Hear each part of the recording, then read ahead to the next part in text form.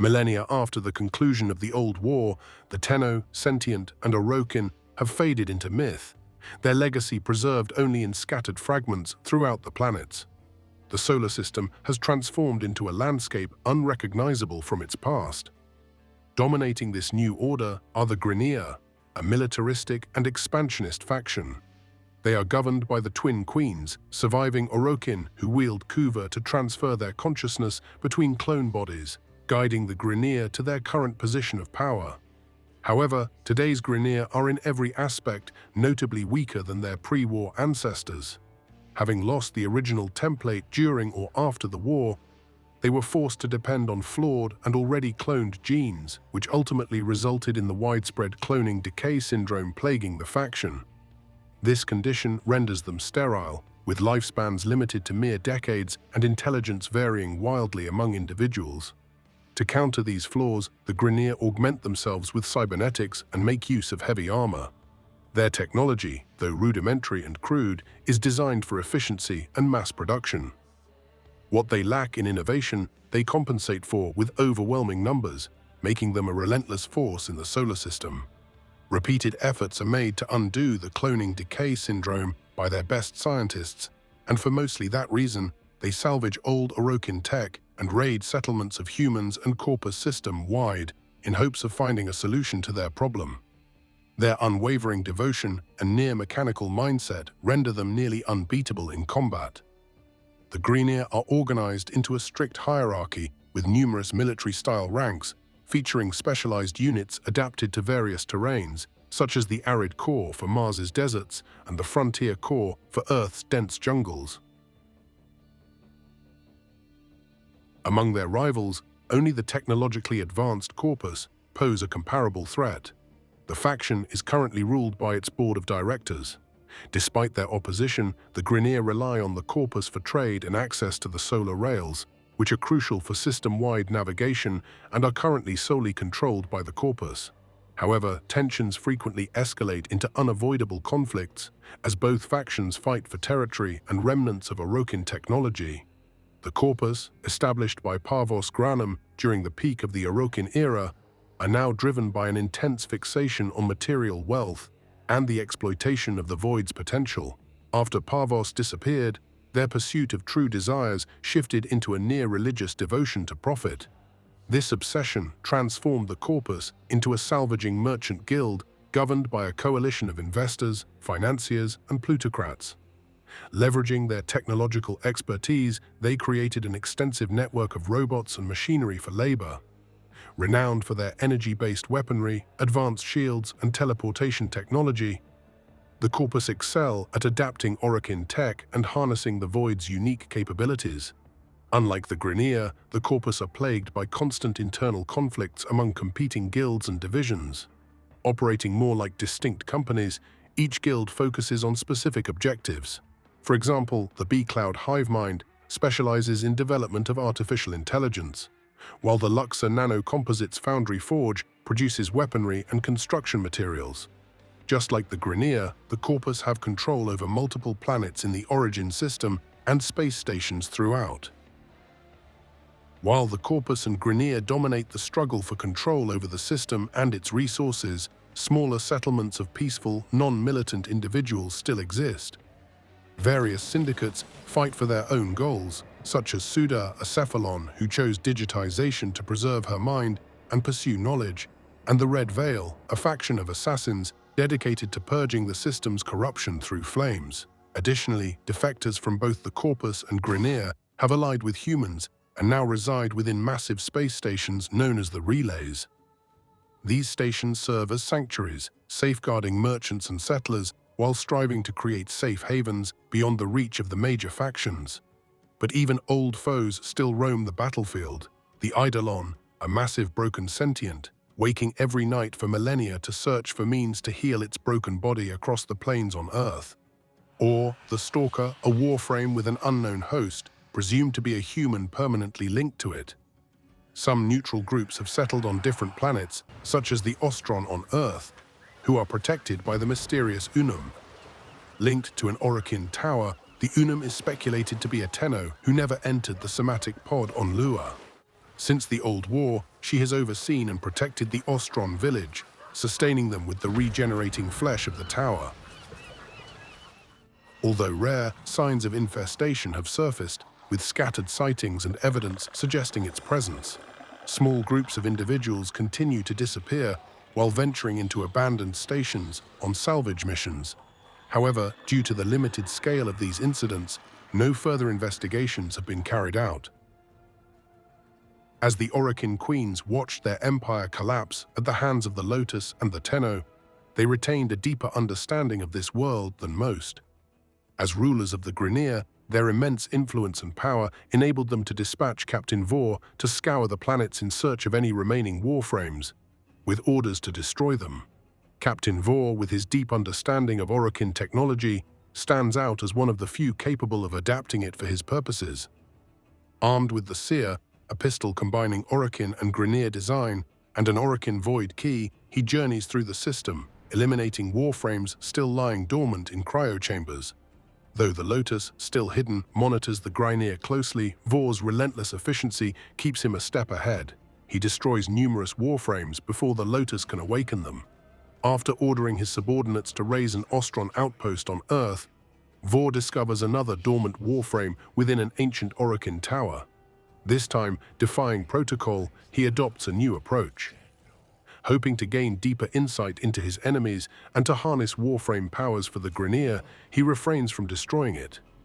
Instead, he intends to use his prototype device to corrupt the warframe, gradually bending it to his will. This delay provides the Lotus with the time needed to awaken the Tenno within the warframe. However, the Tenno emerges stripped of memories and abilities, struggling to comprehend the unfolding chaos. Unbeknownst to the Tenno, he is not physically present within the warframe, but is instead controlling it remotely through the somatic pod. Without the means to sever the link on his own or to communicate, he's fully reliant on the Lotus' guidance as he is confronted by this harsh new reality. Vors, determined to maintain control, uses his prototype device, the Ascaris tracker, on the newly awakened warframe. He orders his soldiers to secure it and returns to his ship. With the Lotus's help, the warframe fends off the Grineer squad, aided by a power surge she provides. Slowly regaining some of its former abilities and guided by the Lotus, the Tenno recovers old weapons and moves toward an escape ship. But as the Tenno approaches the landing site, Vors arrives and destroys the ship using his void key. Following a tense battle, Vors retreats and the Lotus locates the Tenno's orbiter, a spaceship equipped with Cephalon Ordis. To their mutual surprise, Ordis recognizes the Tenno as his operator. Together, they flee into space, recollecting for the battle ahead. After escaping into space, the Tenno discovers that most of the machinery and equipment aboard the orbiter have been stripped. To stand a chance against threats like Captain Vors, the Tenno must adapt, rebuild the ship's capabilities, and enhance their combat readiness. The Lotus explains that other Tenno remain scattered across the system, but only through the restoration of a communication link can they unite if needed. Locating the link on Earth, the Tenno recovers the missing components needed to restore the ship. Seeking to increase their firepower, the Tenno rescues Darvo, a Corpus black market arms dealer and son of a prominent Corpus board member, Frode Beck, imprisoned by the Grineer. With Darvo's assistance, they unlock the foundry, enabling the crafting of essential gear. After embarking on several missions to raid Grineer installations, the Tenno gradually builds a formidable arsenal. Meanwhile, Captain Vors begins gaining control of the warframe, establishing a direct transmission link and manipulating its shields. The Lotus discovers schematics for an Ascaris Negator, a device capable of disabling Vors' Ascaris control mechanism. However, Vors' device is equipped with a failsafe that triggers a deadly detonation if tampered with. Determined to free themselves, the Tenno tracks Captain Vors to a mining asteroid for a final confrontation. In a fierce battle, the Tenno employs their entire arsenal to overcome Vors, ultimately disarming the Ascaris device and breaking free from Vors' control. Though liberated, the Tenno's and Lotus actions have drawn the attention of both major factions, who now view them as a significant threat as they proved strong enough to best a powerful enemy like Vors. The Lotus initiates her plans to employ the Tenno to bring back balance to the system. While the Tenno embarks on numerous missions under Lotus's supervision, a distress call leads them to Cetus, an Ostron village in the plains of Eidolon. This settlement, where the mysterious Unum selects a handful of Ostrons to drink her essence, known as Temple Kuva, initiating them into the secretive order called the Quills. These chosen individuals gain extraordinary abilities, such as glimpsing through the void to foresee potential futures or sense imminent dangers. Most importantly, they become the Unum's eyes, enabling her to act beyond the confines of her tower through her followers. The Tenno is summoned by Konzu, the village leader, whose friend Saya is distraught. The Grineer have seemingly found traces of her long-lost husband, Onko. It is revealed that Konzu, through his association with the Quills, bears partial responsibility for Onko's disappearance. It's the reason why he pleads to the Tenno to help them out. Meanwhile, the Grineer have begun a large-scale drilling operation in a collapsed cave on the plains, led by Vei Hek, a fanatical yet powerful Grineer counselor. Vei Hek is obsessed with discovering a method to defeat the Eidolons, roaming the plains every night in search of restoration for their fractured bodies. Still wandering since the Old War, these Eidolon pose a grave threat to everything in their path. Only the Unum, with assistance from some Tenno, has managed to hold them off after the Old War concluded. At the drilling site, the Tenno dismantles the Grineer's machinery and uncovers a small coffer that belonged to Onko. Moved by Saya's plea, the Tenno sets out to recover shards of glass scattered across the system, which serve as the key to unlock the coffer. This journey spans numerous outposts and even Grineer galleons in outer orbit. The final shard is found amid a chaotic battle between a Grineer battalion and a powerful Eidolon.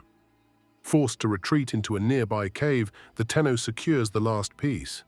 Back aboard the orbiter, the coffer is unlocked, revealing an iron flower, the same flower Konzu had given to Saya as a token of his love long ago.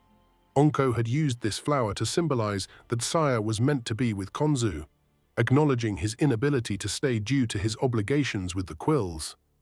Touched by this, Saya accepts Konzu's love, as Onko had been absent for years, and she had grown close to Konzu in that time.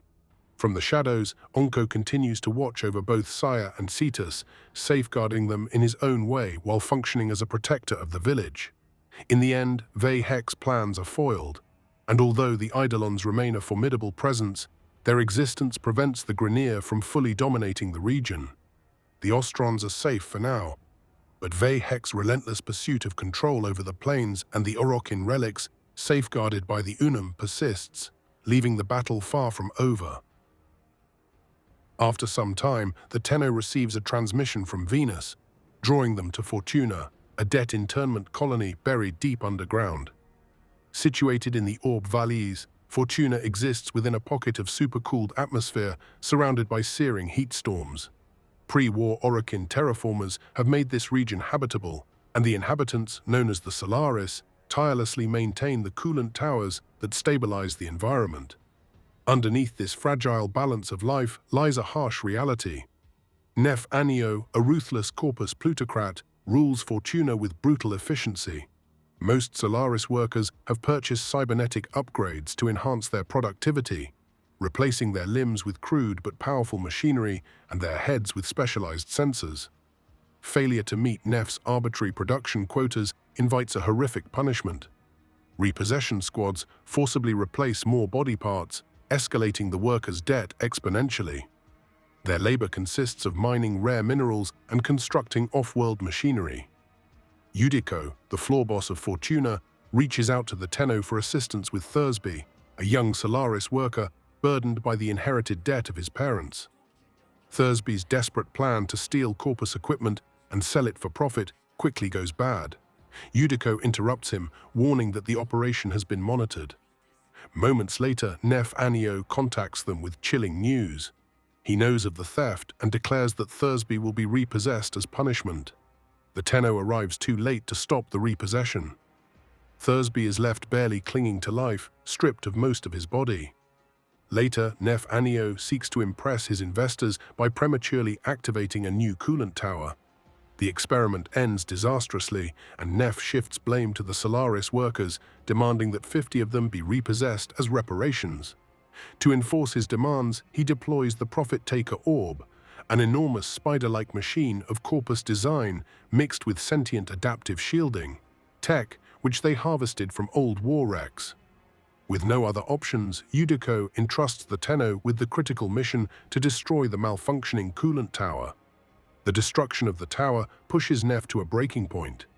Faced with no viable solution, he is confronted by Yudico's secret identity, the Vox Solaris. In a bold negotiation, Vox Solaris threatens to shut down all production and labor in the Orb Valleys, unless the repossession of workers ceases and the Solaris are granted contracts to work as free people.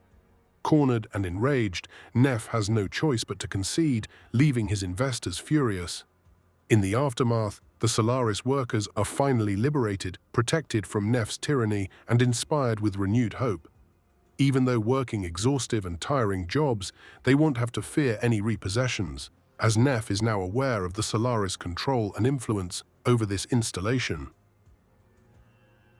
The Lotus intercepts communications from Dr. Tengus, a Grineer scientist who has developed a mysterious bioweapon. She tasks the Tenno with investigating, sending them to Mercury on a spy mission on an asteroid base. During the mission, the Tenno uncovers data revealing that this bioweapon is, in fact, a strain of the infestation that survived the Old War. As the mission progresses, the Tenno faces resistance from Grineer Marines and discovers that the infestation has broken free, now rampaging through Grineer outposts and ships on Mercury, turning any fallen unit to their own. Following the trail of destruction left by the outbreak, the Tenno begins eliminating the infested creatures. Recognizing the growing threat, the Lotus deploys the operator with a cascade bomb to clear out the infestation with a large-scale attack. Initially believed to be mindless, the infested display alarming coordination in their attempts to thwart the bomb's deployment. Despite facing relentless waves of enemies, the Tenno successfully arms the bomb, extracts safely, and triggers a void-infused explosion that destroys all living matter at the site while leaving the structure intact. Upon returning to safety, the Lotus intercepts another communication. Dr. Tengus reports to the Grineer Queens, blaming the Tenno for the outbreak. It is assumed that Tengus himself released the infestation through his soldiers in a sick experiment. It is only a matter of time before further confrontations with the infestation arise. From the recently re-emerged Martian moon, Deimos, the operator, receives a distress call from Lloyd, the Cephalon guide to the Entrati family, named after Albrecht's assistant. Upon arrival, it becomes clear that the entire moon has been consumed by the infestation, now functioning as a grotesque, living mass drifting through space, though teeming with life both hostile and friendly. Landing near the signal, Lloyd swiftly guides the Tenno to the Necralisk, a once great Orokin research station. It is here that Albrecht Entrati, the leading Orokin scientist, first made contact with the man in the wall. The station's central void-powered heart, which pumps energy into real space, remains active but is under dire threat. Lloyd introduces the Tenno to the fractured, half-infested descendants of Albrecht Entrati. These remnants of the family, still dwelling on Deimos since the Old War, are almost completely consumed by the infestation. Their plight stems from the actions of the Sun, who, through his experiments on infested wildlife, inadvertently breached containment protocols. This exposure left the family vulnerable, eroding their memories to the point where they have forgotten their own names. Despite their condition, they recognize the escalating danger to the heart and end the concealment of Deimos, similarly to Lua, bringing the moon back from the void. As the Tenno completes various tasks for Oleria, now called Gomaitru, changed through the infestation, Albrecht's daughter and the family's leader, they eventually reach the heart itself. Emerging from the void gate behind the heart is a rogue necromech, an old war machine designed to be void-shielded and impervious to sentient influence, but primitive in intelligence. The necromech attacks the Tenno, partially damaging the heart and rendering the Warframe powerless. Forced to retreat to the Necralisk, Vilcor, Gometru's husband, offers the Tenno his own necromech to confront the rogue machine. With Vilcor's necromech, the Tenno fights through relentless waves of infested, eventually repairing the heart using his Omni-tool. In a final confrontation, the Tenno lures out the rogue necromech and destroys it, moments before their own borrowed mech succumbs to damage. With the heart restored, the Tenno entrusts the now united Entrati family to safeguard the heart against future threats from the infestation or other factions. In the aftermath, Gomaitru's mother reveals herself and cryptically implies that she orchestrated the attack on the heart. Her intentions were to unite the fractured family, making them more effective in defending the heart and warding off any looming dangers. After conversing with her, the Tenno is left assured about the heart's protection. The Orokin era saw the invention of the Archwing, a set of mechanical wings designed to enable its wearer to engage in airborne combat and exhibit exceptional mobility in space and atmospheric environments. In preparation for a critical mission, the Lotus tasks the Tenno with sabotaging a Corpus deployment by harnessing their torsion beam device. This device generates a portal into one of the Orokin archive towers, hidden within the void. These towers hold untold treasures and ancient technologies, but their automatic defense systems render them deadly, turning intruders into mindless drones dedicated to safeguarding the very structures they sought to plunder. As the Tenno explores this void archive and various Corpus and Grineer outposts on different planets, they uncover the blueprints necessary to construct the Archwing. Once construction is underway, the Lotus directs the Tenno to investigate suspicious Grineer intel aboard a Corpus freighter. However, before they can act, Councillor Vey Heck intercepts in outer orbit, declaring war on the Corpus. The uneasy alliance between the factions shatters, spiraling into full-scale conflict. The Lotus had specifically tasked the Tenno with investigating the Baylor Fomorian supercarrier, an imposing Grineer warship with capabilities so destructive that it could shift the solar system's balance of power. Alone, the Corpus stands no chance against such a colossal threat. During the confrontation, the Baylor Fomorian obliterates a Corpus vessel within moments, forcing the Tenno to eject into open space. Ordis, despite doubts about the Archwing's readiness, deploys it to provide the Warframe with mobility and life support. The Tenno evades the Fomorian's relentless artillery and lasers, seeking cover among nearby debris and asteroids. Ultimately, retreat proves to be the only viable option, and the Warframe extracts to safety aboard the orbiter. With the Grineer now holding the upper hand and wielding unprecedented power, the Tenno must regroup. Equipped with Archwings and suitable weaponry, a team of Tenno will have to redeploy at a later time in an attempt to destroy the Baylor Fomorian and neutralize its threat. Although the Grineer currently dominate the battlefield, the Tenno stand ready to restore balance to the solar system in time.